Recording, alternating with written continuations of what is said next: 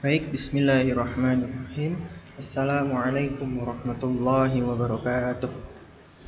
Baik, untuk materi kali ini di materi 10 itu indahnya bertahfidz sejak kecil. Tapi sebelum kita masuk ke materi, bersama saya Muhammad Abdul Tawab, mari kita berdoa belajar dulu. Doa sebelum belajar bersama-sama. 1, 2, 3.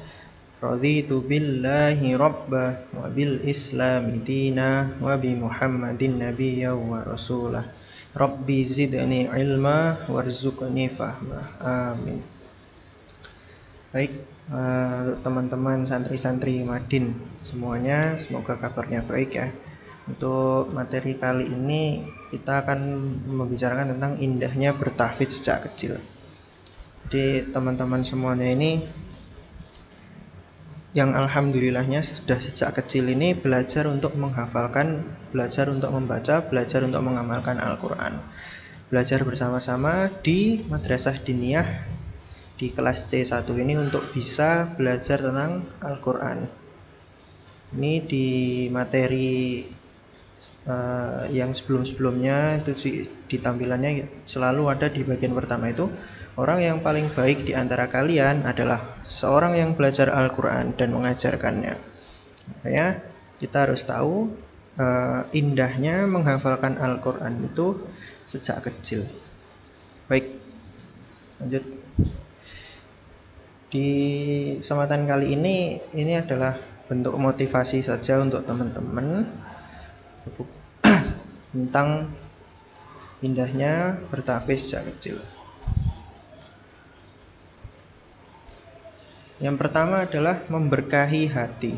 Nah, ketika hati sudah diisi dengan Quran, maka akan memberkahi hati. Salafus shalih, orang-orang alim zaman dahulu itu menghafalkan Al-Quran dulu sebelum belajar ilmu yang lain. Karena dengan adanya Al-Quran di dalam hati kita, dengan kita membaca dan menghafalkan Al-Quran sudah tertanam dalam hati kita, insya Allah semuanya akan menjadi berkah apapun yang kita lakukan. Sehingga kalau kita sudah mengisi hati kita dengan Quran, memberkahi hati kita dengan Al-Quran, insya Allah segala apa yang akan dipelajari akan jauh lebih mudah dan lebih mendapatkan ridho dari Allah. Kalau misalkan teman-teman sudah terbiasa menghafalkan Al-Quran, sudah terbiasa untuk bisa menghafalkan Al-Quran, gitu kan? Untuk menghafalkan mata pelajaran yang lain harusnya tidak sulit, karena teman-teman sudah terbiasa untuk memberkahi hati, sehingga pelajaran-pelajaran yang lain harusnya juga lebih mudah. Lalu yang kedua adalah orang tua penghafal Al-Quran ini akan diberikan kemuliaan. Untuk orang tua akan diberikan. Jadi yang berkah itu nggak cuman santri-santri aja, teman-teman santri Madini yang berkah, tapi orang tuanya pun juga akan mendapatkan keberkahan dan juga kemuliaan. Dan bagi kedua orang tuanya masing-masing dikenakan untuknya 2 pakaian kebesaran yang tidak bisa dinilai dengan dunia. Kenapa? Karena anaknya belajar dan menghafal Al-Quran. Jadi nggak cuma teman-teman aja yang mendapatkan keberkahan, tapi orang tuanya juga, ibu bapak teman-teman santri Madin ini juga mendapatkan kemuliaan. Nah ini, belajar ketika kecil itu ibarat mengukir di atas batu, namun ketika belajar di saat tua ibarat mengukir di atas air. Kesempatan yang diberikan oleh Allah untuk teman-teman santri Madin semuanya ini untuk belajar Al-Quran digunakan semaksimal mungkin. Karena kalau sudah hafal sejak kecil, insya Allah nanti kalau sudah besar itu nggak akan banyak yang lupa, tinggal mengulang sedikit terus sudah bisa.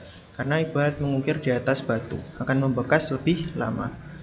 Namun kalau nanti teman-teman menghafal Qurannya itu kalau ketika sudah tua akan lebih susah untuk menghafalkan, karena ketika sudah tua itu sudah banyak pikiran, sudah banyak urusan, sudah banyak keperluan dan lain-lain, sehingga ketika menghafalkan sejak kecil ini akan menjadi model yang bagus untuk teman-teman nanti ketika dewasa, baik dalam segi dunia maupun akhirat.